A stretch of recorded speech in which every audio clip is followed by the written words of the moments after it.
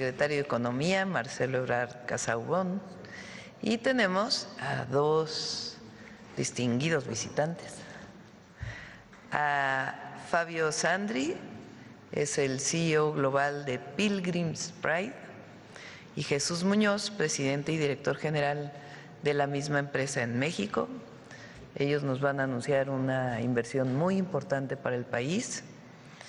Y como siempre, al final de la conferencia, Noemí Juárez con Mujeres en la Historia. Le doy la palabra al secretario de Economía, después a Fabio Sandri, después a Jesús Muñoz y después recibimos sus preguntas. Adelante, secretario. Con su permiso, Presidenta, muy buenos días. Buenos días. Fabio, buenos días. Jesús, gracias por acompañarnos. Bueno, como lo ha señalado nuestra Presidenta, el día de hoy se anuncia una inversión muy relevante para México. La empresa de la que estamos hablando, Pilgrims, se puede traducir como peregrinos. Está aquí su CEO global, Fabio es brasileño. Bienvenido, Fabio. Llevan 38 años en México. Van a hacer una inversión de $1.300 millones. Se va a llevar a cabo en este sexenio, empezando ya, por eso hacen el anuncio. Y la importancia que tiene este proyecto, esta inversión, es que además de los empleos que genera en diversas entidades, ahora les van a dar los detalles, son más de 4,000 empleos directos. La importancia estratégica es que uno de los objetivos del Plan México es aumentar la producción en México, sobre todo en tema alimentario. Entonces, la inversión que van a hacer significa, al término de la inversión, que México va a dejar de importar el 35% del total de las importaciones de pollo a México. Se producirán en nuestro país, que este es uno de los objetivos principales del Plan México. Entonces, es una inversión muy relevante, les damos la más cordial bienvenida. Nuestra Presidenta nos ha pedido que le demos seguimiento muy puntual a esta inversión por su implicación para la seguridad alimentaria del país. Adelante, Fabio. Muy buenos días a todas y todos. Es un honor estar aquí representando a los más de 12,600 colaboradores que formamos parte de Pilgrims México, una compañía que está por cumplir 38 años en el país. En los últimos 10 años, Pilgrims ha duplicado su producción en México, consolidándose con un motor clave de crecimiento para Pilgrims y para JBS, la compañía de proteínas más grande del mundo de la que formamos parte. Este crecimiento tiene un propósito claro: nutrir a las familias, porque para nosotros crecer no es solo producir más, sino hacerlo con responsabilidad, calidad y visión de largo plazo. Nuestra visión es ser la mejor empresa de nuestro sector, convencidos de que cuando hacemos las cosas bien, podemos seguir creciendo y generando oportunidades para un futuro mejor, tanto para nuestros colaboradores como para las comunidades donde tenemos presencia. Hoy, señora Presidenta, estamos aquí para reafirmar nuestro compromiso con México. Con mucho orgullo, compartimos nuestra intención de invertir $1.300 millones en el país de ahora hasta 2030. A continuación, Jesús Muñoz, presidente de Pilgrims México, compartirá más detalles sobre nuestras inversiones y sobre nuestro compromiso con la alimentación y con el futuro de las familias y comunidades mexicanas.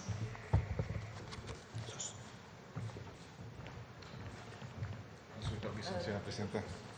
Señor Secretario, con su permiso. Buenos días a todos. Para nosotros es un privilegio, un honor estar aquí el día de hoy en este importante evento para hacer este anuncio de esta importante inversión en la compañía. Si me permiten brevemente, presento la empresa para que nos conozcan un poco, para aquellos que no nos conocen. Nosotros somos Pilgrims México, nos dedicamos a producir productos de pollo fresco y también productos de valor agregado. Estamos presentes en los principales mercados públicos, en las principales cadenas de restaurantes de comida rápida en el país, y estamos en todas las cadenas de autoservicio del país también. Como comentaban, aquí tenemos 38 años operando en México de manera interrumpida, produciendo alimento nutritivo de la más alta calidad para las familias mexicanas. El día de hoy somos 12,600 colaboradores en México, de lo cual me siento muy orgulloso de representarlos a ellos. Es un gran equipo con el que contamos aquí en México. Además, generamos 50,000 empleos indirectos hoy día, principalmente con nuestros socios avicultores, con nuestros asociados logísticos y con toda la cadena de proveedores que nos ayudan día a día a llevar alimento a las familias mexicanas. Nuestras operaciones principalmente instaladas en la zona de La Laguna, en la zona de Torreón, Durango, en la parte del centro del país, en Querétaro, San Luis Potosí, Hidalgo, y en la parte sur, ahora en Veracruz, Campeche y en Yucatán. Nos sentimos muy orgullosos de todos los días llevar alimento nutritivo, saludable, de alta calidad para más de 30 millones de mexicanos que prefieren nuestros productos. Entrando de lleno en la inversión, comentarles, estamos haciendo este importante anuncio con la intención de invertir 1.300 millones de dólares en los siguientes 5 años, de los cuales 200 millones de dólares se van a localizar en la parte norte del país, en la parte del estado de Durango y Coahuila, principalmente modernizando nuestra planta productiva allá, las plantas de procesadoras, instalando plantas de paneles solares, instalando una planta de generación de biogás también. 150 millones de dólares en la zona centro del país, principalmente en los estados de Querétaro e Hidalgo, también con la modernización de nuestras plantas procesadoras, de las cuales estamos actualizando la tecnología, los equipos y los sistemas de producción para tener productos de mejor calidad y una productividad más alta. De igual manera, 950 millones de dólares en la zona sur del país, principalmente en el estado de Veracruz, donde estamos duplicando la capacidad productiva de nuestras plantas de alimento y las plantas incubadoras. En una primera fase, en la siguiente fase estaremos instalando una planta procesadora nueva, completa, y posteriormente estaremos también abriendo un centro productivo adicional en la zona del Istmo, en Tehuantepec, donde estaremos poniendo una planta de alimentos nueva y una incubadora nueva. Igualmente en la zona de Campeche estamos incrementando nuestra capacidad productiva ahí también, y en la zona de Yucatán duplicando nuestra capacidad actual. Con toda esta inversión estamos muy contentos de reafirmar el compromiso con nuestros clientes, con nuestros consumidores, con las comunidades donde estamos, porque estamos generando con esto beneficios importantes para el país. Estamos generando 4,000 empleos directos, más de 4,000 de hecho empleos directos, que tienen dos características. Primero, son empleos que llevan a las comunidades rurales, donde ustedes saben no es fácil generar empleos, entonces nosotros estamos generando empleos en estas regiones. Segundo, además de generar empleo, estamos generando también posibilidades para que nuestra gente, nuestro equipo crezca, que se creen nuevos supervisores, nuevos gerentes y que puedan formar una carrera en la compañía. Entonces es importante la generación de empleo y la generación de oportunidades de crecimiento para nuestra gente también. Adicionalmente, estamos incrementando la capacidad productiva, señora Presidenta, con más de 373,000 toneladas al año, lo que representa un crecimiento del 38% de nuestra compañía en México. Y si lo ponemos, como decía el secretario, a números actuales como una referencia, representa el 35% de las importaciones actuales de productos que importamos de ave. Adicionalmente, esta inversión se alinea perfectamente con el Plan México de generar desarrollo en los polos donde más requiere el país, y a la vez contribuimos a llegar al objetivo de la sustentabilidad alimentaria para nuestro país. Con ello, reiteramos nuestro compromiso con nuestros socios aparceros, socios avicultores, con nuestros clientes, con nuestros consumidores y con nuestra comunidad también, de hacer crecer lo que nos toca, de hacer nuestra parte. Estamos convencidos de que si trabajamos empresa, gobierno y sociedad, vamos a lograr los retos que tengamos enfrente y los objetivos que nos propongamos. Considero que esa es la fórmula ganadora hoy en día para poder superar lo que tengamos enfrente. Muchas gracias, señora Presidenta. Ahora sí, si quieren preguntas sobre el tema, si les parece, sobre el tema. A ver. Muy buenos días, Presidenta. Muchas gracias. Sabye Vargas, de Imer Noticias. Para el secretario de Economía, ¿cuánto suma ya la cartera de inversión extranjera hasta el momento y si se está alineando al objetivo que tiene el Plan México, por favor?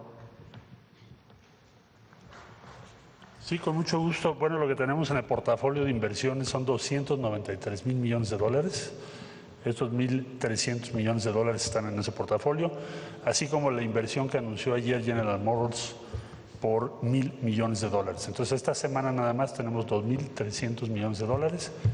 A nivel nacional, en el portafolio, 293,000 millones de dólares.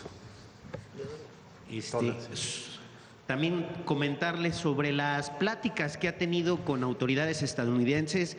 Ha tenido allá algunas conversaciones. ¿Cómo van estos diálogos en cuestión de los aranceles? ¿Cómo ha funcionado estos diálogos? ¿Cómo ha visto el común acuerdo? Bueno, hemos ido avanzando. Como ustedes saben, estamos en ambos países por entregar el reporte de la consulta que realizamos. Seguimos avanzando en ello.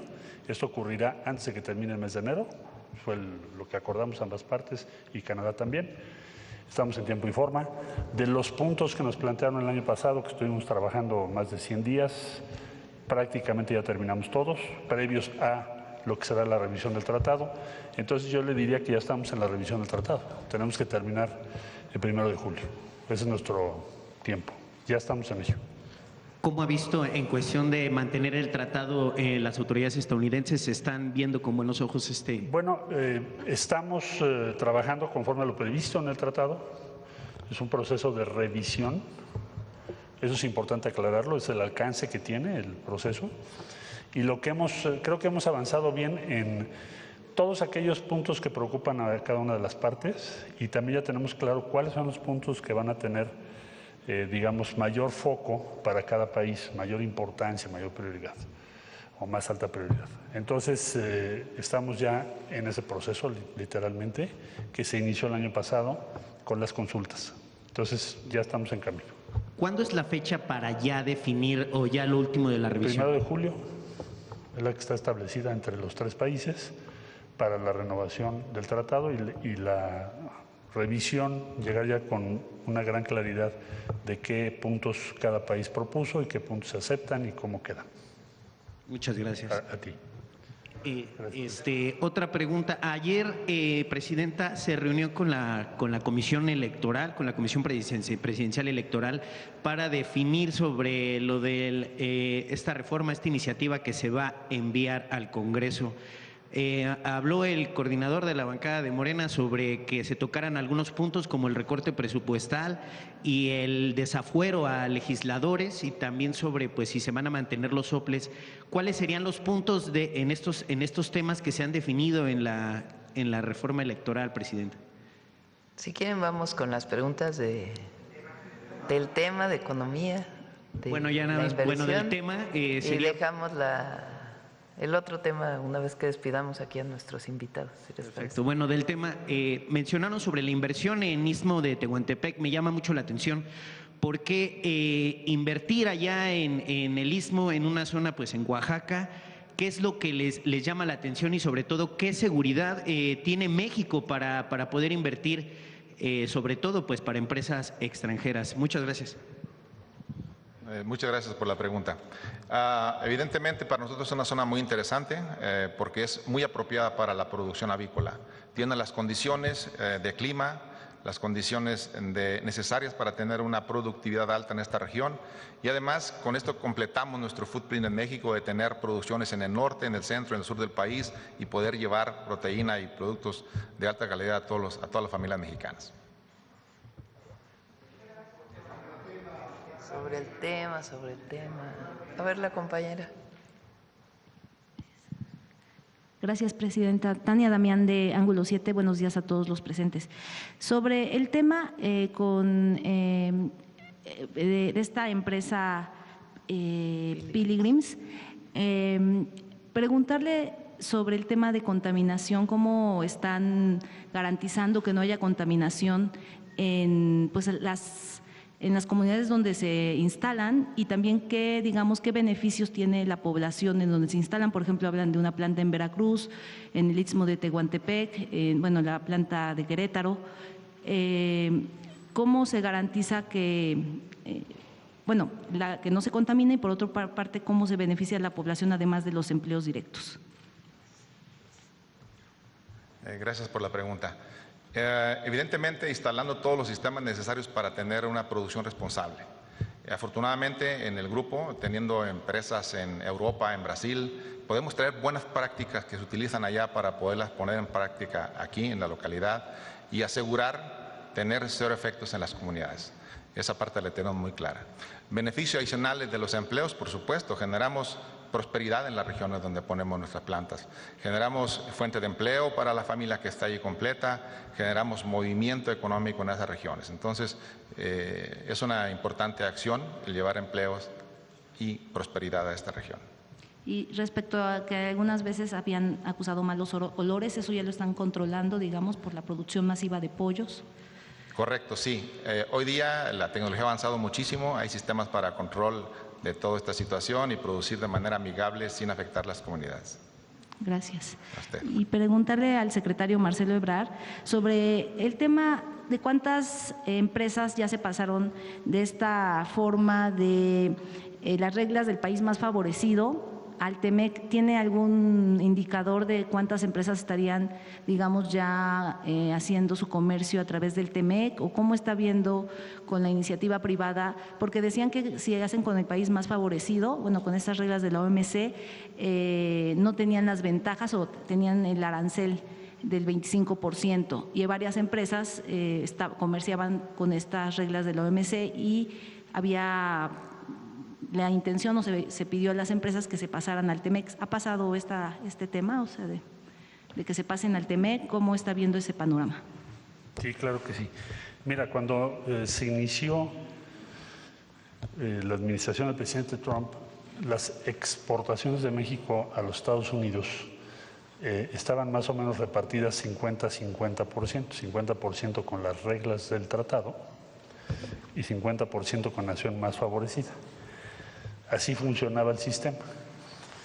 Eso significa que cuando tú tienes reglas de origen dentro del tratado, es decir, tienes que comprobar, certificar en dónde produces las piezas, por ejemplo, de un automóvil, y qué proporción debe tener de piezas fabricadas en Norteamérica, se elevó el porcentaje. Entonces, para algunas empresas era más fácil exportar por nación más favorecida. La tasa de nación más favorecida promedio en ese tiempo era 2.5. Cambia el sistema, evidentemente, en este último largo año en materia comercial, muchos cambios de aranceles, en fin. Y hoy en día ya no está 50-50, está 85-15. O sea, el 85% de todas las exportaciones están conforme a las normas del Tratado de Libre Comercio entre México y Estados Unidos. O sea, el tratado se hizo más importante, porque si no te sale más caro si te vas por la otra vía. Cuando no cumples esas reglas de origen que establece el tratado, pues entonces tienes aranceles más altos, ya no el 2.5. Por ejemplo, en la industria automotriz tienes 2.5 más 25 que pusieron nuevo, pagarías 27.5. Entonces, el 85% en resumen ya está dentro del Tratado de Libre Comercio. Creció el número de empresas que están en ese tratado. Secretario, ¿y cuál es el panorama de la industria automotriz? Por ejemplo, Puebla, para este 2026, Puebla tiene una importante industria automotriz, Querétaro, varios estados del norte. ¿Qué panorama hay respecto a las exportaciones hacia Estados Unidos? Bueno, la industria automotriz tiene, digamos, visto por por cumplimiento de reglas de origen, tienes como dos grupos principales. La inmensa mayoría, la mayor parte de la producción, tiene componentes muy relevantes tanto de Estados Unidos como de México. En algunos casos de Canadá, pero digamos de Norteamérica. ¿Por qué? Porque en el 2019, cuando se aprobó y después entró en vigor el TEMEC o USMCA, se pidió que se produjera más en Norteamérica. Se llaman reglas de origen. Entonces, todas las empresas automotrices que invirtieron para aumentar sus componentes de Norteamérica, fabricados en Norteamérica, hoy en día tienen descuentos muy relevantes. O sea, se impuso el 25%, pero tienes descuentos. Entonces, en promedio, estás pagando menos del 13%. Promedio. Si tú no tienes partes fabricadas en Norteamérica y especialmente en los Estados Unidos, entonces tienes una tarifa más alta. Entonces, lo que estamos haciendo ahora es plantearle a Estados Unidos, dentro de estas conversaciones que me preguntaba tu compañero, lo que estamos planteando es que se reduzcan las tarifas que se aplican a vehículos que tienen menos componentes de Norteamérica, o sea, el 27.5, que se reduzca, porque ya Estados Unidos estableció aranceles menores para esas regiones, sin pedirles lo mismo que a quienes están establecidos en México. No sé si te quedó claro eso, ¿sí? Bueno, entonces lo que estamos pidiendo es que se alineen esas tarifas o aranceles, de suerte que lo que se produzca en México no sea más caro que lo que se produce en Japón, Corea del Sur, Alemania u otros países del mundo. Estamos en eso ahorita. Es parte de la revisión de la que estoy hablando. ¿Y 2025 cómo cerró en exportaciones automotrices? Cerramos las exportaciones con una reducción de alrededor de un poquito menos del 3%, menor a lo que habíamos esperado. Nosotros habíamos esperado un impacto mucho mayor. Ahora, todo el mundo está alineando sus líneas de producción. Hay otro tema. Estados Unidos quitó el estímulo a los vehículos eléctricos. ¿Te acuerdas que se estableció un estímulo si tú comprabas un vehículo eléctrico en los Estados Unidos de $7,500? Lo quitan. Entonces, ¿qué pasa? Se cayó la demanda de vehículos eléctricos. Entonces, los vehículos eléctricos, pues evidentemente tienen menos demanda en los Estados Unidos y en México se producían muchos vehículos eléctricos, es parte de ese 3%. ¿Y el panorama para este 2026 sería igual una reducción parecida o esperan algún tipo? Depende de la demanda en Estados Unidos. Depende cómo se comporte la demanda en los Estados Unidos, porque es nuestro mercado principal. Es difícil anticiparlo, pero no se prevé que haya una caída relevante. Gracias, secretario. Y tengo un tema de Puebla, de un profesor desaparecido. No sé si se la puede hacer ahorita de una vez o… Terminando, si quieres. Sobre el tema. A ver, ¿quién más? No es sobre el tema. A ver, aquí el compañero.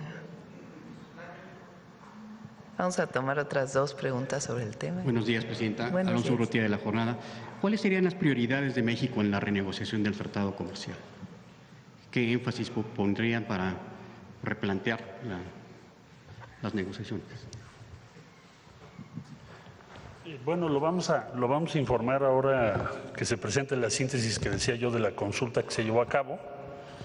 Tenemos que entregar ese documento a la Presidenta de la República, en primer lugar, y al Senado de la República. Ahora, ¿qué te podría yo decir? Bueno, en primer lugar, queremos que se mantenga el tratado.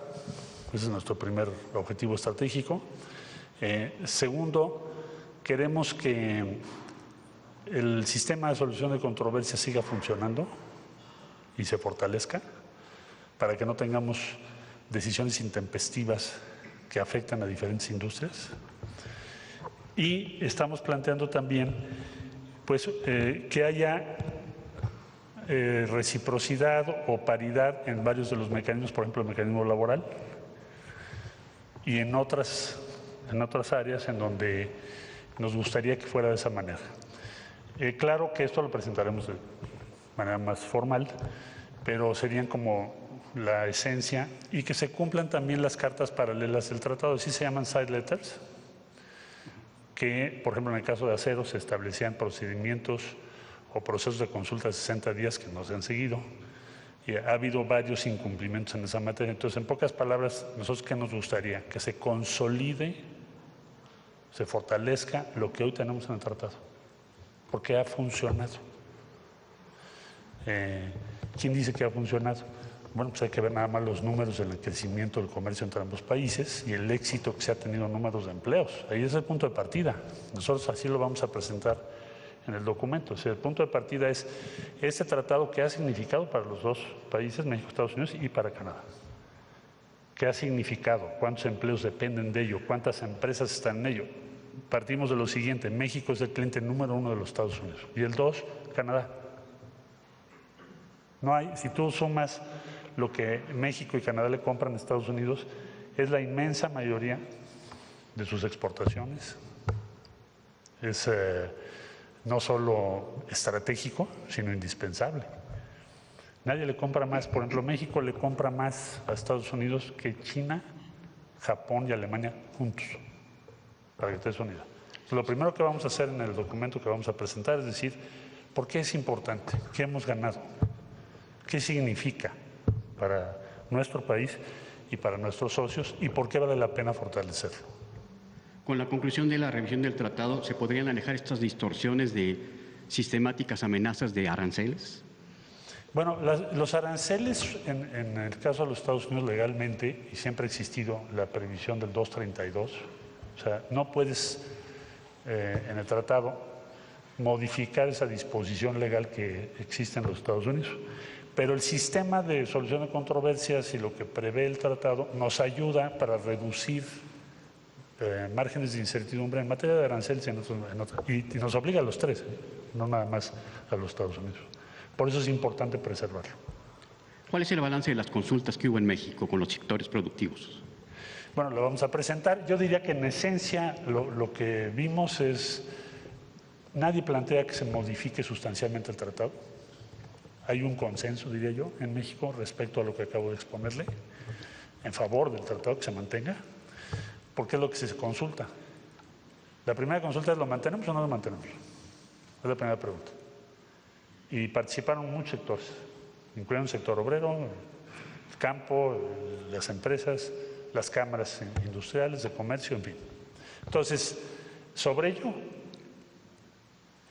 todos los consultados en los OPEP nos dijeron: hay que mantenerlo. Muy bien. Lo segundo es: ¿qué planteas que se revise o se mejore, o se perfeccione, o se modifique? Entonces ahí tienes muchas, muy diversas propuestas, dependiendo del sector al que nos refiramos. Entonces es lo que vamos a presentar pues ya en la última semana del mes de enero. Más allá de las descalificaciones que ha hecho el presidente Trump, ¿cómo percibe usted la postura de los negociadores estadounidenses al arrancar? Bueno, tenemos un buen diálogo, muy profesional, prácticamente tenemos contacto cada semana, sea física o por Zoom. Tenemos varios equipos de trabajo funcionando. El trabajo, cuando estás en esta materia, de acuerdo a un tratado, te va generando acumulativamente entendimiento y base de confianza. O sea, te queda muy claro qué cosas no estás de acuerdo y avanzas en todo lo que puedes, que sí puedes llegar a un acuerdo. Tienes que presentar tus argumentos, tus cifras, tus datos, tus estudios. Hemos presentado muchos análisis muy bien hechos, creo yo, respecto a cómo funciona la integración económica de los dos países, porque la mencionamos mucho, pero no necesariamente todo el mundo la entiende. O sea, recuerdo que una vez hicimos un video que nos lo pidió la presidenta que lo exhibiéramos, incluso aquí en la mañanera, de cómo una bolsa de aire de un vehículo se produce entre los tres países y puede cruzar la frontera 9 veces. Eso no necesariamente todo el mundo lo tiene claro. Es una bolsa, la bolsa que lleva el volante para un accidente, así se produce. Una turbina puede llegar a cruzar los tres países hasta 12 veces, porque funciona como una región integrada. Entonces, ¿por qué se transporta una turbina de México a Estados Unidos o a Canadá? Porque Canadá tiene una base de minerales y procesamiento de minerales que no tenemos en Estados Unidos o en México, de algunos minerales, por ejemplo, aluminio, muy, muy especializado. Entonces, tienes que mandar tu turbina para que le pongan las piezas que se necesitan, o te mandan las piezas ya fabricadas y aquí las integramos. En México se van a empezar a hacer aleaciones ya muy complejas que solamente se hacen en 3 países del mundo, para el caso de turbinas de aviación. Para el caso de la industria automotriz, pues son miles de piezas que cruzan de un lado al otro. De manera que esa tarea de compartir esta información, de explicar esto, nosotros estamos muy cerca de las empresas que están establecidas en México, porque son empresas que tienen miles de empleos. Piensa la industria automotriz, es 1/3 de todos nuestros empleos en la manufactura o de la industria aeronáutica. De manera que con las empresas hemos trabajado mucho para presentar esta información. Entonces yo diría que vamos en buen camino. O sea, no me escapa que, por supuesto, cuando hay una revisión, pues hay quien quiere sacar más ventaja. Habrá empresas que digan: no, yo quiero más protección, por supuesto, y que va a ser una discusión y a veces una deliberación compleja. Eso no se me escapa, eso siempre sucede. Pero el curso de los trabajos yo diría que es muy bueno. ¿Ha habido acercamientos con el gobierno canadiense bilaterales para enfrentar la negociación? También con mis homólogos canadienses hemos estado trabajando y también desarrollando lo que sería, bueno, ¿cómo podemos aumentar nuestra correlación, nuestro comercio, nuestras inversiones con Canadá, que es un socio muy importante para México. Y en eso estamos trabajando. Vamos a ir presentando los resultados. ¿Cuándo le entregarían al presidente las conclusiones? En la fecha que ella nos instruya, pero ya estará listo la última semana de enero. A finales de mes se entregan entonces ya las conclusiones a nivel de los 3 países. Los 3 países tenemos que presentar qué nos dijo. Bueno, en Estados Unidos ya el embajador Greer hizo una presentación o hizo comentarios sobre esto. Yo he hecho también comentarios y también los colegas de Canadá, pero a fines de enero tiene que ya estar por escrito. ¿Podríamos decir que en febrero arrancan las negociaciones? No, ya estamos en eso. Llevamos meses.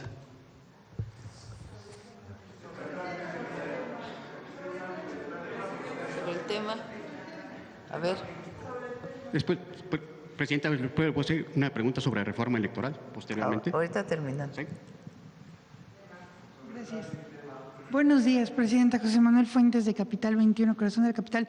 Preguntarle sobre este tema ¿cuál es la importancia de que esta empresa invierta esta cantidad y qué implicaciones va a tener en su proyecto para alcanzar la soberanía alimentaria? Bueno, ya lo explicó el secretario Marcelo y la propia empresa. Primero, es muy importante porque hay esta idea de que no hay certidumbre para la inversión, que han manejado algunos.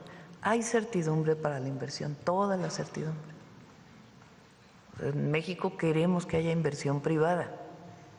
Por supuesto, debe cumplir con las disposiciones ambientales, con las disposiciones de desarrollo nacional. No puede haber una empresa que consuma mucha agua en un lugar donde no hay mucha agua, con una distribución territorial que permita el desarrollo de todas las regiones del país.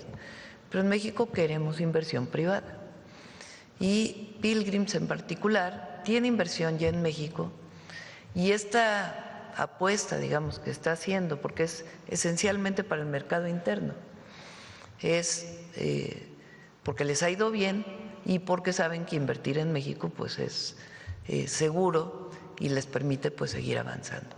Evidentemente nosotros queremos garantizar la autosuficiencia alimentaria y la soberanía, que es un concepto más amplio, con estas empresas y también con la producción local, con la que hacen los pequeños productores, a través de no solamente producción de granos, sino también producción animal. Entonces son las dos partes, tanto la producción agropecuaria, industrializada, como los pequeños productores que queremos que también vivan bien de la producción que realizan. Entonces, claro que contribuye al Plan México y contribuye a la autosuficiencia alimentaria del país para ya no estar importando, pues particularmente el alimento relacionado con el pollo. Muchas gracias, Presidenta. También quiero aprovechar que está el secretario, y ahorita el secretario de Economía hizo pues un comentario sobre que una de las cosas que se pueden fortalecer del TEMEC pues es el panel de controversias. Esto lo pregunto para enfatizar porque hemos visto que el presidente de Estados Unidos pues ha impuesto aranceles a varios sectores y esto pues violenta el Tratado de Libre Comercio, el TEMEC. Entonces, ¿qué van a hacer o qué van a buscar para que esto ya no suceda?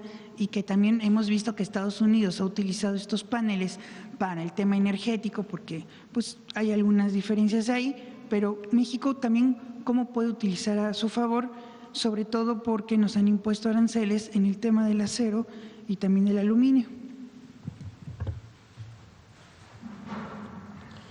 Bueno, te diría lo siguiente, el sistema de solución de controversias establecido en el tratado fue básicamente convenido en la revisión del 2019. Digamos que ese fue el planteamiento más relevante para México. Equivalente al que hizo o hiciera entonces la primera administración del presidente Trump sobre el mecanismo laboral, o sea, de que se esté cumpliendo las normas laborales en empresas. Bueno, ese sistema de solución de controversias para nosotros es extraordinariamente importante, porque no quiere decir que siempre vas a ganar el panel, ¿no? Nosotros ganamos un panel y perdimos uno. Pero nos parece sumamente importante porque en el panel hay una esfera igualitaria, simétrica. La otra vía es que hagas una negociación pues, de cada tema en donde siempre estás en desventaja. Por eso para nosotros es muy importante. ¿Qué pensamos que se debe fortalecer? Bueno, lo que te puedo decir a estas alturas es de que sea más ágil, en la medida de lo posible, y que abarque más campos, de manera que reduzca. ¿Cuál es el objetivo final? Reducir la incertidumbre sobre la aplicación del tratado, lo más que podamos. Ese es el objetivo, que además lo comparte pues todas las empresas de los 3 países, ¿verdad? Entonces, esa será una de los objetivos a lograr. Otro tiene que ver con el mecanismo laboral que ya comenté ahorita, es decir, que también se aplique en los demás países, no solo en el caso de México. Y que los estándares ambientales que se le pidan a México los cumplan también ellos, igualitos. Entonces, bueno, hay muchos temas, pero estos serían sobre el mecanismo de solución de controversias que es tan relevante para nuestro país. Ahora, sobre la imposición de aranceles, los Estados Unidos tienen una norma y nosotros también tenemos varias normas que podrían permitir la imposición de aranceles. Por ejemplo, un antidumping. Nosotros acabamos de iniciar el antidumping respecto a manzana. Hay otro respecto a cerdo. Si te demuestro que hay un dumping, sí te puedo imponer una cuota compensatoria y eso es compatible con el tratado. Lo que no es compatible es que se tomen medidas respecto a materias reguladas en el tratado y que no hay una forma expedita de solución. A eso vamos, que sea más expedito. Muchas gracias, secretario. Y presidenta, por último sí le quiero preguntar, porque ya se cumple un año de la ejecución del Plan México, que usted lo anunció en el Museo de Antropología, preguntarle cuál es su reflexión de este plan y también qué se espera para 2026, qué sectores se tienen que seguir fortaleciendo, sobre todo porque me acuerdo muy bien que se presentó pues también el Plan México en el sector farmacéutico, que usted ha dicho que se va a fortalecer para el tema de los medicamentos, ante esta narrativa de que pues, no hay medicamentos, etcétera, y también hemos visto que se está fortaleciendo un intercambio pues con otros países y que forma parte también del fortalecimiento del Plan México. ¿Qué le hace falta al Plan México también, presidenta? Y muchas gracias. Ya lo vamos a presentar pronto. Es parte también de este fondo de inversiones que estamos desarrollando. Yo pienso que a más tardar en 15 días ya lo vamos a tener. Y ahí pues haremos un balance de lo que impulsó el Plan México en 2025 y cuál es la planeación para 2026. Entonces, como en 2 semanas más o menos, estaremos presentándolo. Probablemente haremos también un evento, sea en el Museo de Antropología o en algún otro espacio, donde invitemos tanto el sector empresarial, trabajadores y distintos sectores de la sociedad mexicana. Pero vamos bien, la economía de México va bien. ¿Qué queremos? Fortalecer y acrecentar las inversiones en el país para la generación de empleo con justicia, como siempre lo hemos dicho. Vamos sobre el tema, la compañera, cerramos sobre el tema y vamos a otros temas. Presidenta, buenos días. Tere Mora Guillén, corresponsal del Canal de las Noticias, que se transmite en el estado de Chihuahua y en Ciudad Juárez y en los municipios fronterizos de Mexicali y Tijuana. Primero sería, la empresa Pilgrims llegará a Chihuahua, Tijuana y Mexicali, y de qué manera la empresa tomará en cuenta para su expansión a jóvenes universitarios mexicanos. Adelante. Buenos días, excelente pregunta. Hoy día estamos llegando al estado de Chihuahua y toda esta región a través de nuestra producción en la laguna. De ahí tenemos varios centros de distribución y hacemos esa cobertura atendiendo toda la región hoy día. Producción en el corto plazo no tenemos previsto en esa región. Más sin embargo, le contesto la siguiente pregunta, que es muy interesante. ¿Cómo estamos apostándole a la juventud? Les quiero compartir que en Pilgrims México tenemos un programa de trainees donde cada año seleccionamos alrededor de 30 30 jóvenes. Entrevistamos a más de 800, 900 jóvenes de diferentes universidades que están a punto de terminar y pasan un proceso de selección, hablan inglés, están preparados y se convierten en candidatos para ser supervisores, superintendentes y gerentes en plantas procesadoras en Estados Unidos, en Canadá, ahora viene Brasil y en Europa. Recientemente tuve la oportunidad de visitar Europa y me tocó con suerte ver mexicanos que salieron de ese programa trabajando allá con posiciones muy interesantes. Entonces aprovecho para invitar a este programa que tiene la compañía de que sumen los jóvenes. Es una oportunidad para tener una carrera profesional en una empresa como es la nuestra. Gracias por su pregunta. Muchas gracias. Ahora, tengo otra pregunta, Presidenta. La próxima semana comienza la Feria Internacional de Turismo FITUR en Madrid, España. Usualmente asisten gobernadores y secretarios de turismo, así como empresarios y prestadores de servicios turísticos. Hace unos días la secretaria de Turismo convocó a los servidores públicos a no cometer excesos ni abusos al asistir a restaurantes y almacenes. Se estima que aproximadamente 1,000 mexicanos estarán en Madrid. ¿Qué otras acciones de control tienen contempladas para que no se deteriore la imagen de nuestro país como ha pasado en anteriores ferias? ¿Cómo capitalizará nuestro país en la promoción turística el asistir como país invitado a la FITUR? Van muchos mexicanos y mexicanas, tanto gobernadores como algunos de sus equipos, está ya la secretaria de Turismo. Pues lo que recomendamos, claro que cada gobernador tiene su decisión, porque van de todos los partidos, no de uno o de otro, pues es que no lleven grandes comitivas, que no utilicen recursos públicos para estos viajes, o que si van a utilizar recursos públicos, porque ponen digamos, un stand, una feria, un área importante de sus propios estados para promover el turismo en sus estados. Pero pues que no haya excesos, esa fue la recomendación y se va a cumplir. La mayoría de los gobernadores o todos los gobernadores y gobernadoras lo van a hacer bien.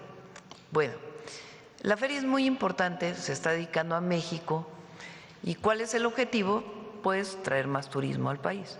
Estas ferias van personas dedicadas al turismo, promotores del turismo, y ahí se hacen acuerdos de que si un congreso viene a México, de que si un, ¿cómo se llaman los grandes barcos? Un crucero va a venir a México, que si puede haber una inversión de un hotel en algún lugar, que más vuelos, por ejemplo, vayan al aeropuerto de Tulum, de Cancún, de la Ciudad de México.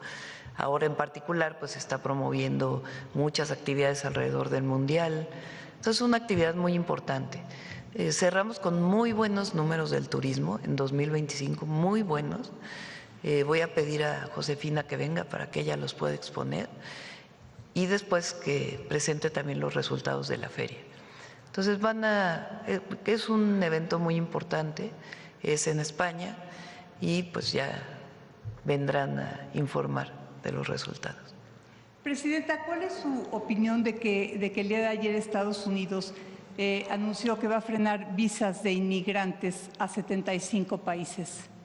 Que aquí no está México, desde luego. Bueno, pues no quiero entrar en mucha controversia. Hay cosas en las que estamos de acuerdo y hay cosas en las que no estamos de acuerdo. Y también perdón.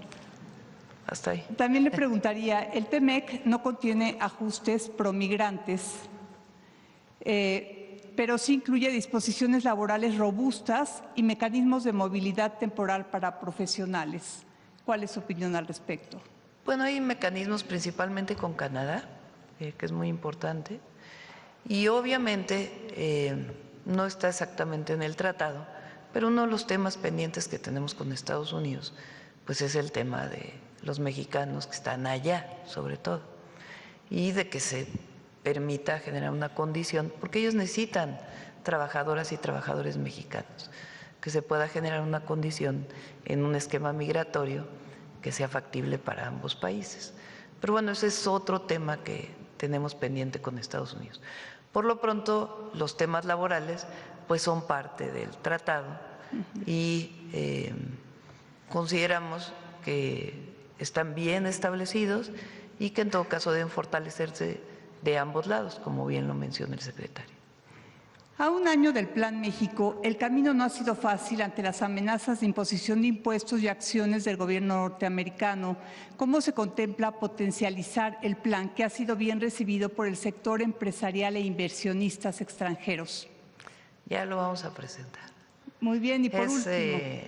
Yo estoy muy entusiasmada porque va a haber más inversión en infraestructura, en energía, pues en petróleo, en gas natural, en electricidad, va a haber más inversión en fuentes renovables de energía, va a haber más inversión en carreteras, la garantía de que se van a construir los trenes que estamos construyendo, en agua, y es a través de esquemas de fortalecimiento de la inversión pública, inversiones mixtas, con un esquema completamente distinto al que históricamente se hizo, sin ceder concesiones, y algunas inversiones privadas.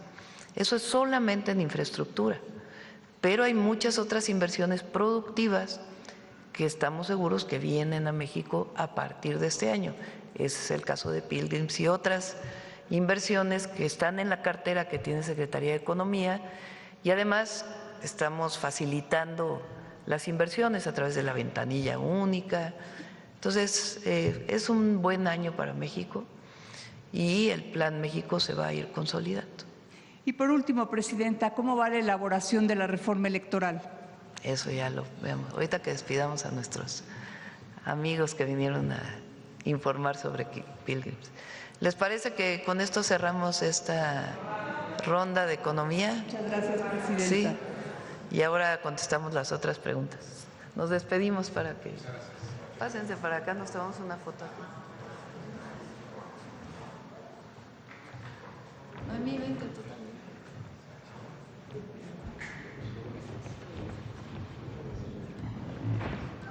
De este lado.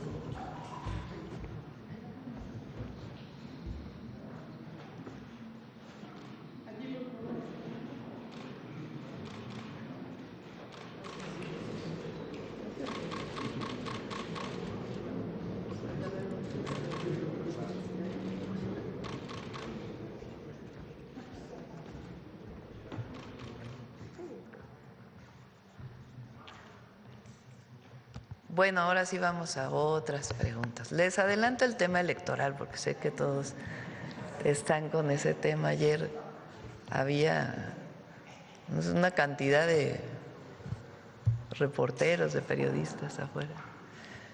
Todavía no tenemos la propuesta. Eso es muy importante. Estamos haciendo una propuesta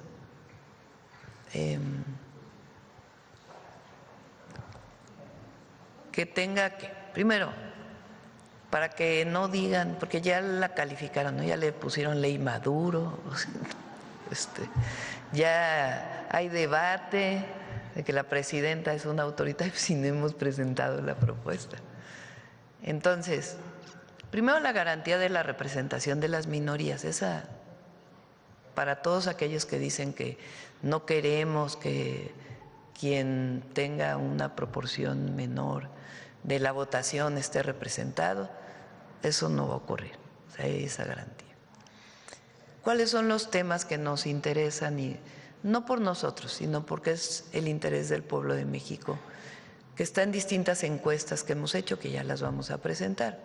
Una reducción de los gastos, en general, a los partidos, al INE, a las OPLES. Las elecciones en México son de las más caras del mundo y consideramos que no tiene por qué ser así. Y también consideramos que debe ser algo de consenso, de unanimidad, todos debemos estar de acuerdo en que no deben ser tan onerosas las elecciones. Entonces debe haber una reducción de lo que representa el costo de las elecciones y las instituciones electorales al país, para el bien del país y del pueblo de México, y que esos recursos se utilicen en otras cosas, obviamente sin afectar la operación de las instituciones autónomas que no se trata de quitarle autonomía al INE, no se la vamos a quitar. Pero pues que sea algo razonable. Esa es la segunda. La tercera, que en las representaciones proporcionales, los llamados plurinominales, si existen, pues que se elijan de una manera distinta, que no sean estas listas de las cúpulas de los partidos, que en realidad pues nunca van a buscar el voto con la gente. ¿Qué más creemos que debe estar en una reforma electoral? Mayor participación de la ciudadanía en las decisiones del país. Eso se llama democracia participativa.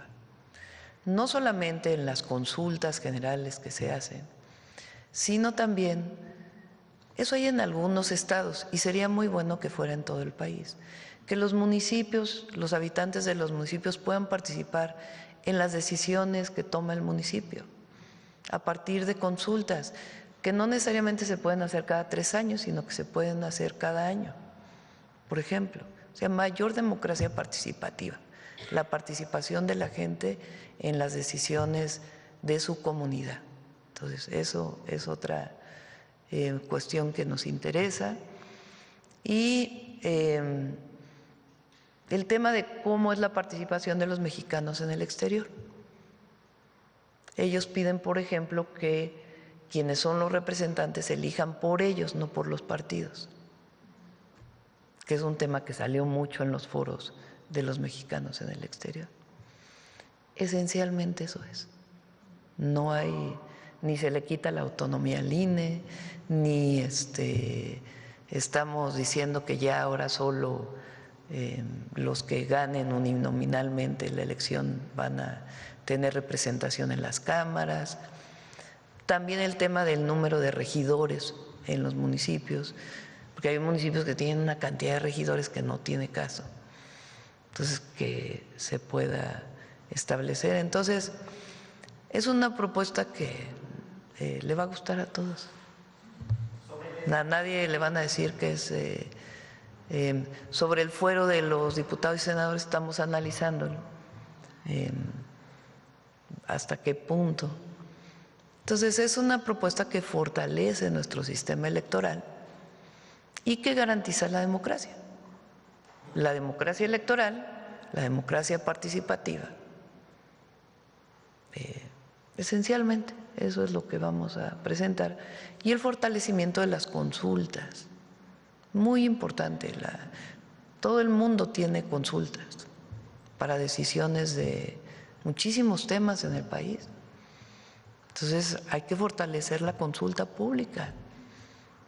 Eso permite que el ciudadano, que el pueblo de México acceda a la toma de decisiones en el país. La democracia finalmente es la representación del pueblo, es el poder del pueblo. Y eso es lo que queremos fortalecer. Entonces, en ese marco está la reforma y pues vamos a consolidarla, que ayude a fortalecer la democracia en México.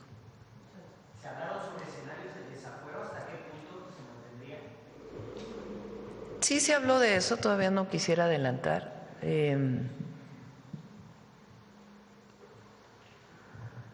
Y bueno, ya lo platicaremos, ya no quiero abundar mucho más.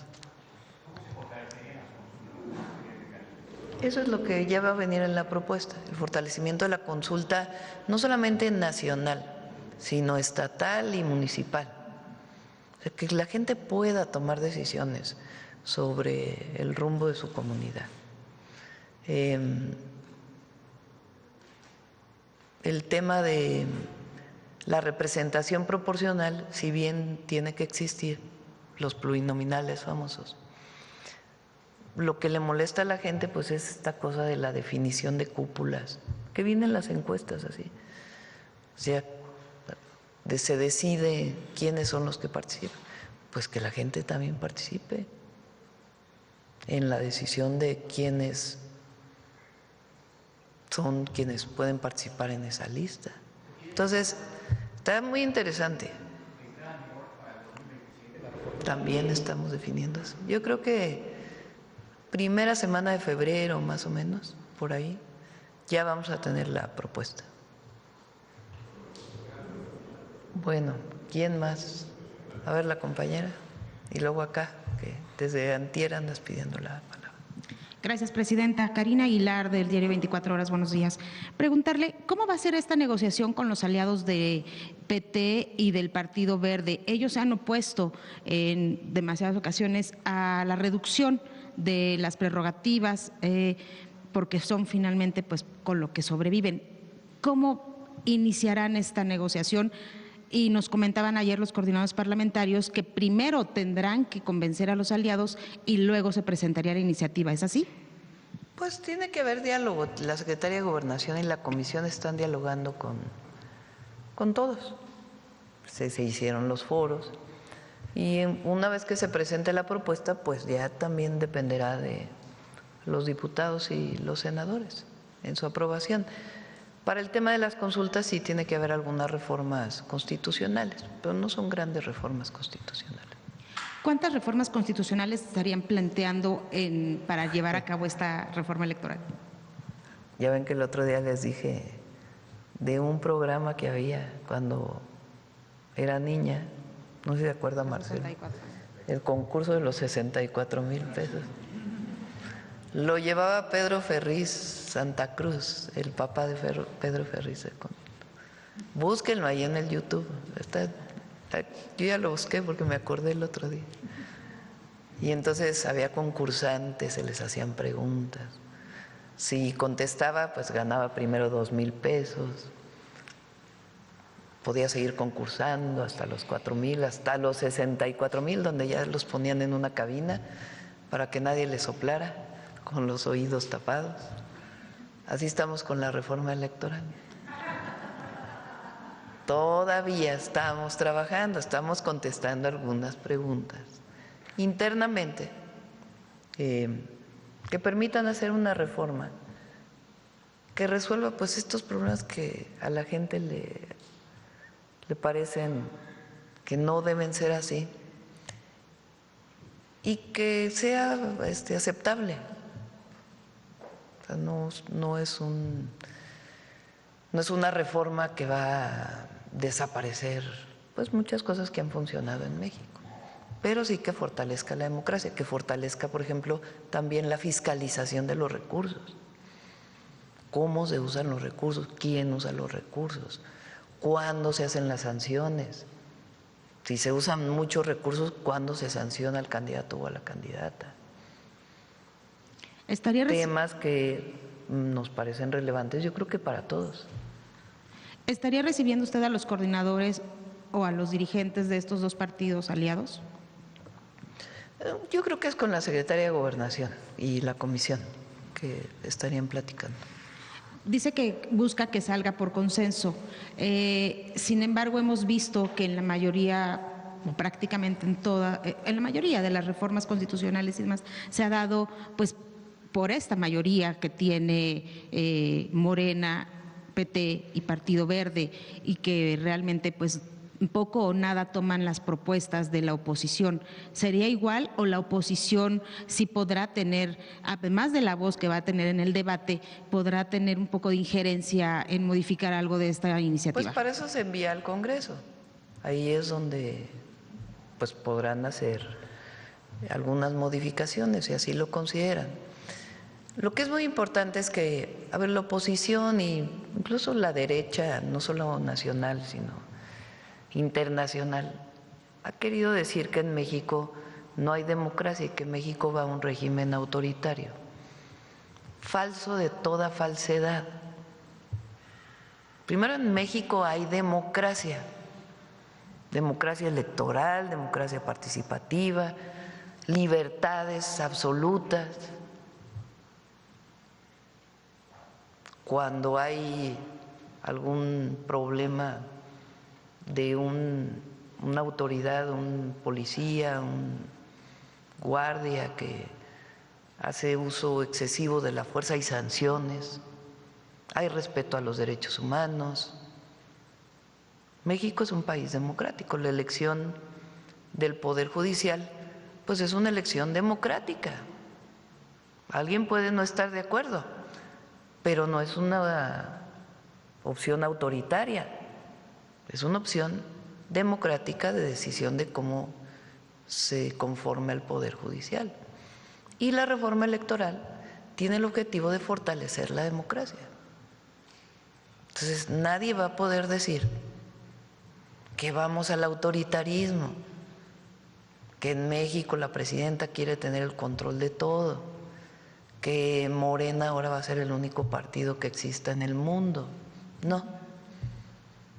Es el fortalecimiento del régimen de democracia electoral y participativa que ayuda a fortalecer la democracia en México. Ese es el objetivo de la reforma que estamos planteando. ¿Los plurinominales se reducen en diputados y desaparecen en Senado? ¿O cómo va a ser? Ya vamos a presentar. Es que así era la musiquita de los 64,000. Presidenta, y en otro tema, el periódico 24 Horas, el diario 24 Horas ha publicado que los juicios de amparo promovidos por víctimas contra la Comisión Ejecutiva de Atención a Víctimas han incrementado en 695%, porque la Comisión de Víctimas está litigando en contra de las propias víctimas para no darles la reparación del daño e incluso hacen prácticas dilatorias para no proporcionarles precisamente pues estos apoyos que se les tendrían que dar. ¿Pediría usted una revisión? ¿Qué se estaría haciendo con esta CEAP? Habría que ver en qué es lo que mencionas. La ley de víctimas tiene establecido muy claro y además ha habido muchos casos de reparación integral del daño en donde se van incorporando pues a las nuevas decisiones. La Comisión Ejecutiva de Víctimas tiene un marco en el cual se establece junto con las fiscalías o en otros casos dentro de la propia ley de víctimas hasta dónde alcanza la reparación integral del daño. Hay algunos casos donde las personas piden mucho más de lo que está establecido en la ley. A lo mejor son los casos que tú mencionas, no tengo la certeza. O hay a veces despachos de abogados pues que utilizan la situación de las víctimas para ofrecerles que van a conseguir 10 veces más de lo que se les está dando a partir de la ley. Entonces a lo mejor son estos casos, no tengo la certeza, pero lo vamos a revisar. Muchas gracias. Sí. Bueno, al compañero. Gracias, Presidenta. Jorge Chaparro, de Mega Noticias. Presidenta, hace un par de meses le pregunté sobre un asunto que estaban sufriendo los chicos de la universidad en la Ciudad de México. En Mega Noticias somos críticos, pero también reconocemos cuando hay una buena labor de gobierno. Reconocerle que pues ya se atendió este problema, hubo sensibilidad de parte de su gobierno y es creo que lo que nos corresponde. Sin embargo, también, bueno, pues tengo que hablarle acerca de La Escuela es Nuestra. Un programa que ha recibido más de 100,000 millones desde 2019 a la fecha y que, pues, sin embargo, todavía hay 49,000 escuelas sin agua, 39,000 sin sanitarios, 32,000 sin energía eléctrica. Esto de acuerdo con cifras de la propia Secretaría de Educación Pública. Los programas que se aceptan o que se hacen a través de La Escuela es Nuestra, pues carecen de control específico por parte de la autoridad. Y entonces esto permite que haya discrecionalidad en las escuelas. De la Auditoría Superior de la Federación, en 2020 son 573 millones que no se comprobó que se realizó el trabajo que habían dicho. Y de 2021, el 93% de los expedientes desapareció. No sabemos qué hay con ellos.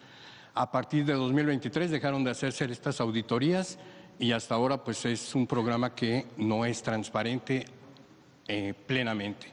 Preguntarle también porque tenemos el caso de un bachillerato en Xochixtlán, Todos Santos, Puebla.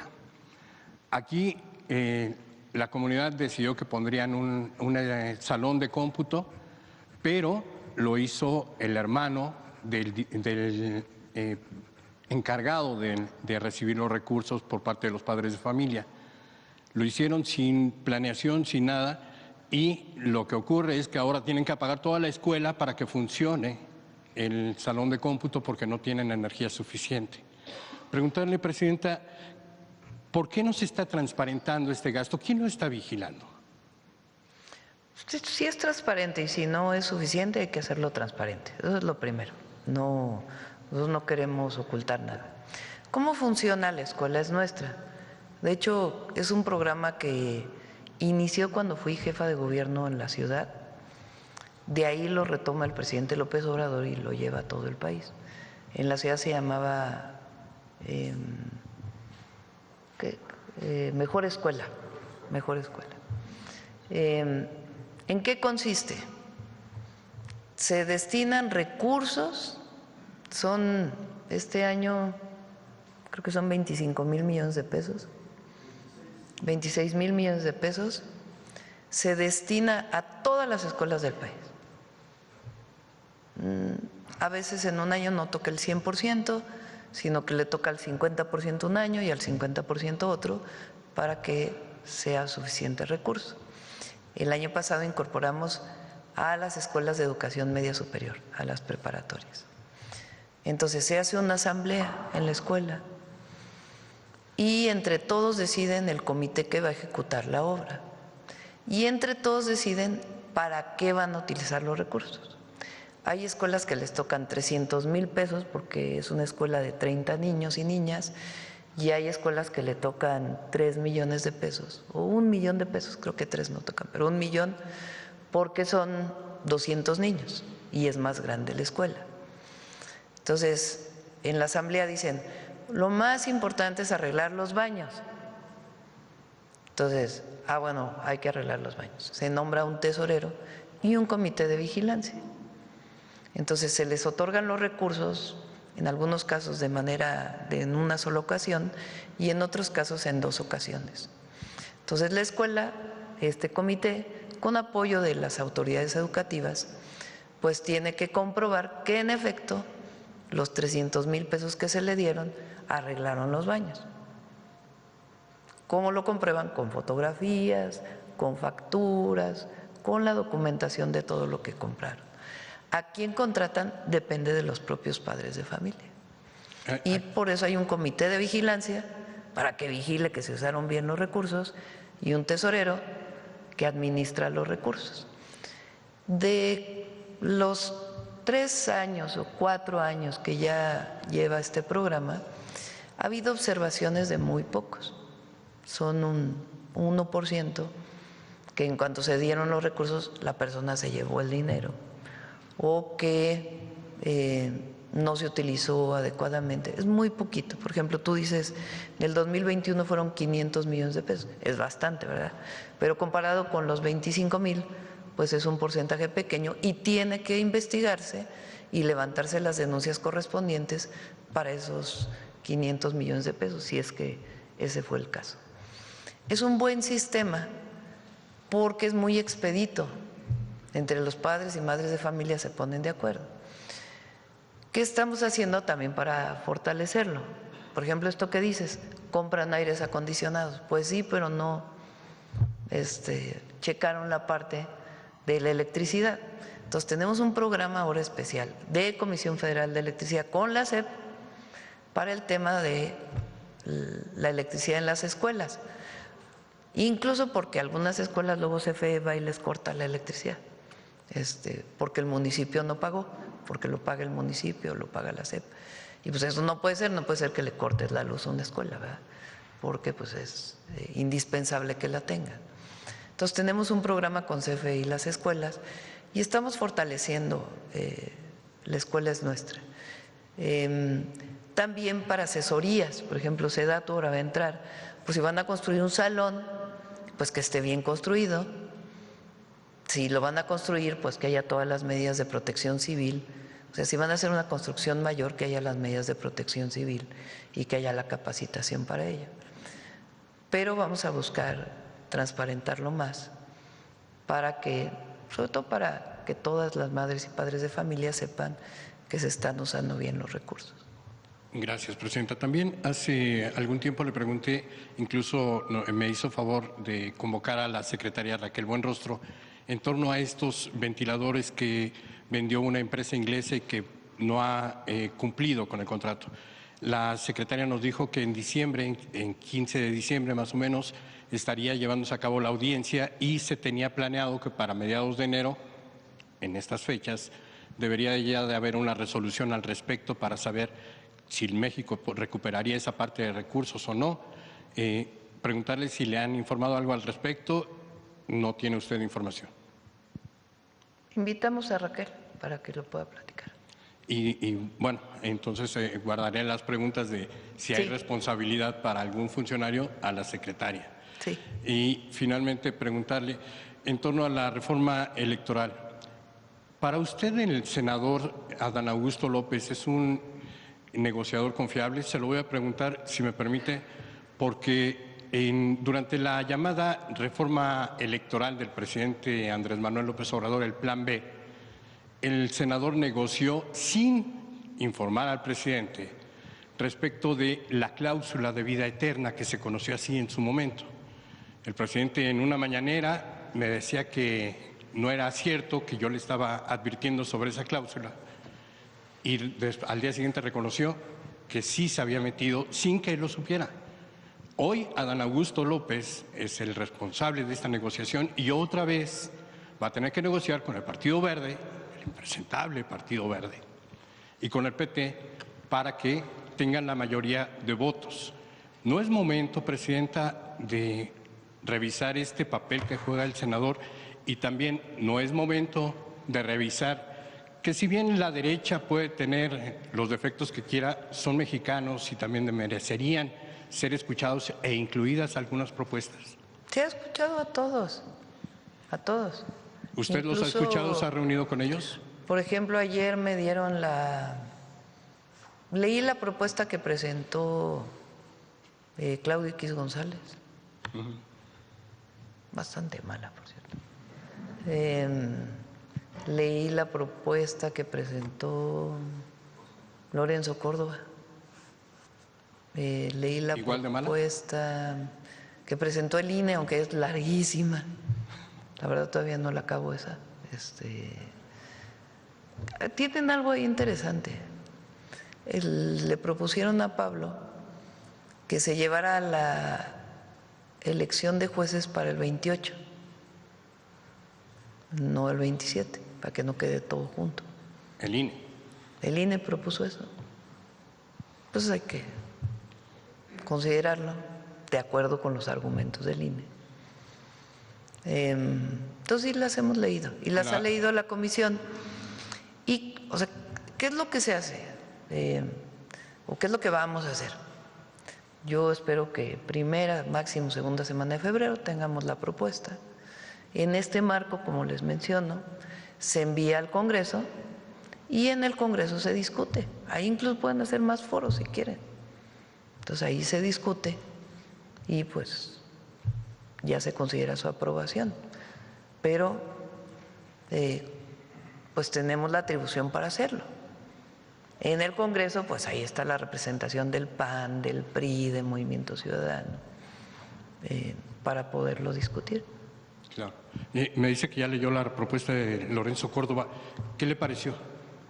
Tampoco está muy buena. Es que ellos tienen una idea del Instituto Electoral como... Entonces, yo considero que debe ser un organismo autónomo, pero es el organizador de las elecciones. Claro. O de las consultas. No es más allá que eso. Usted decía también que pues usted no va a votar la ley porque lo tendrá que hacer el Congreso, eso me queda claro, el Poder Ejecutivo no es legislativo. Sin embargo, su opinión es importante y también la gestión que usted haga para tratar de conciliar a un país en todos sentidos. La pregunta en concreto es, ¿tiene usted planeado reunirse pronto con la oposición, con algunos líderes de la oposición? No tengo pensado reunirme con ellos. Yo creo, a ver, la propuesta que vamos a enviar fortalece la democracia. No es una propuesta que nadie va a poder decir en esa propuesta que estamos hacia un autoritarismo, que nadie va a poder decir eso. Es una propuesta que fortalece la democracia. Y estará a debate en el Congreso, pues para eso es el Congreso, para debatir, para discutir. hablaba también acerca de que la democracia es muy cara y uno de los factores más importantes es la credencial del elector. La oposición, ahora ya no oposición, ahora gobierno, durante muchos años peleó para que hubiera candados y se evitara que esta credencial fuera utilizada de mala manera, ilegalmente. Tan fuerte es que hoy es la identificación oficial por excelencia para todo el mundo. Esto de que son caras las elecciones, son caras por los partidos políticos, no por el instituto o por el... No, el instituto también es muchísimo, muchos recursos. Todavía no sé si ganan menos que la presidenta o más. No sé cuántos ganen más que la presidenta. ¿Qué estaría usted pensando? Porque también escuché que habría presupuesto para OPLES y ya no desaparecerían. Ya lo vamos a presentar. No comamos ansias, ya viene.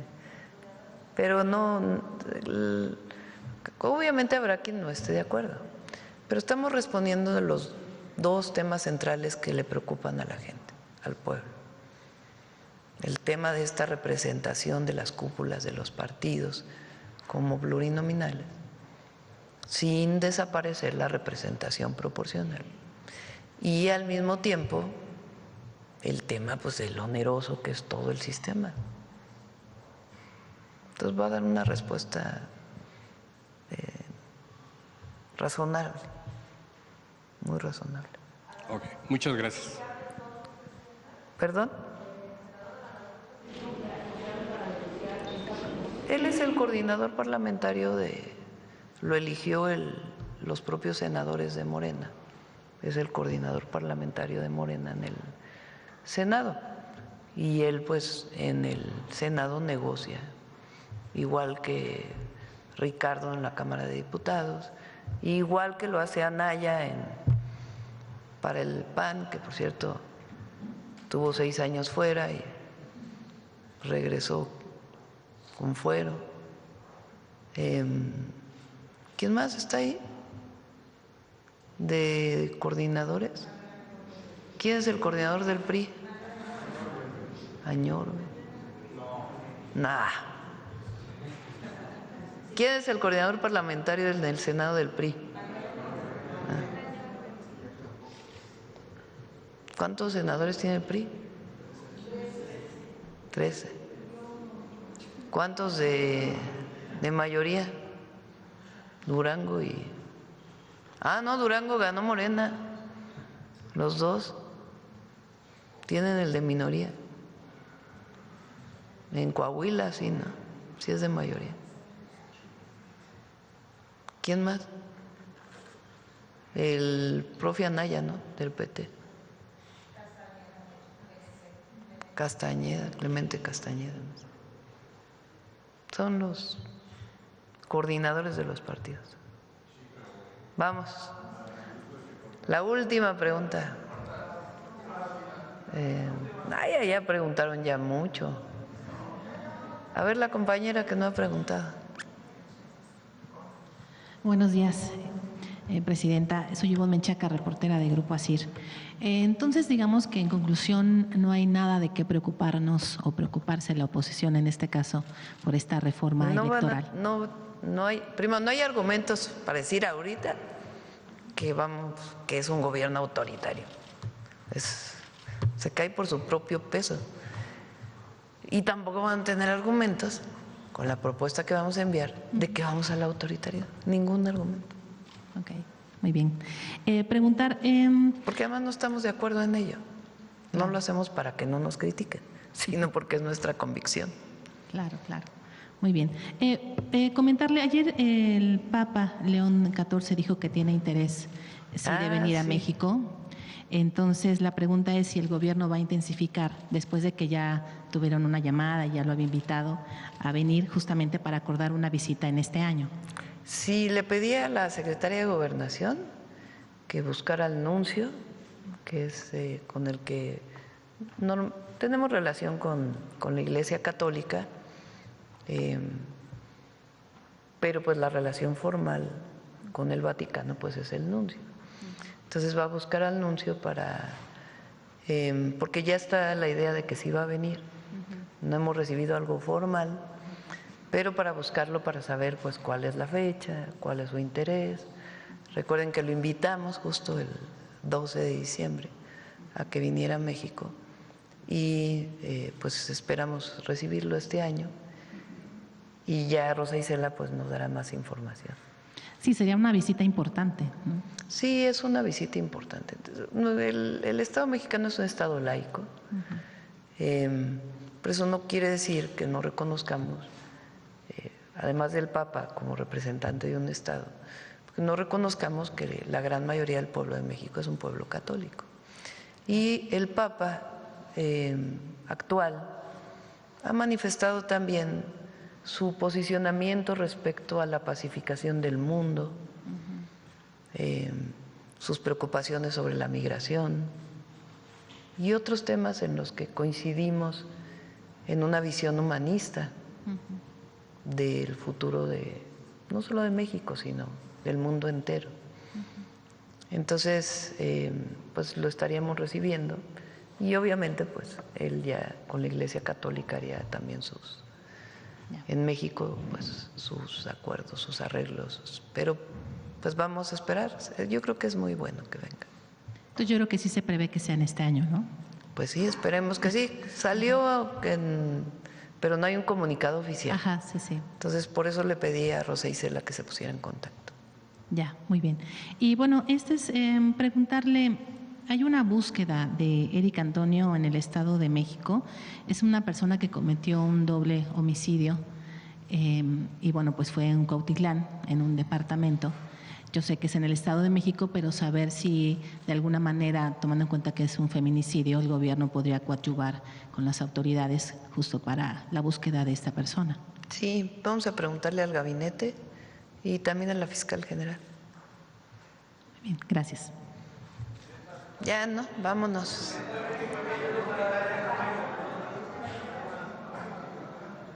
Mujeres en la historia.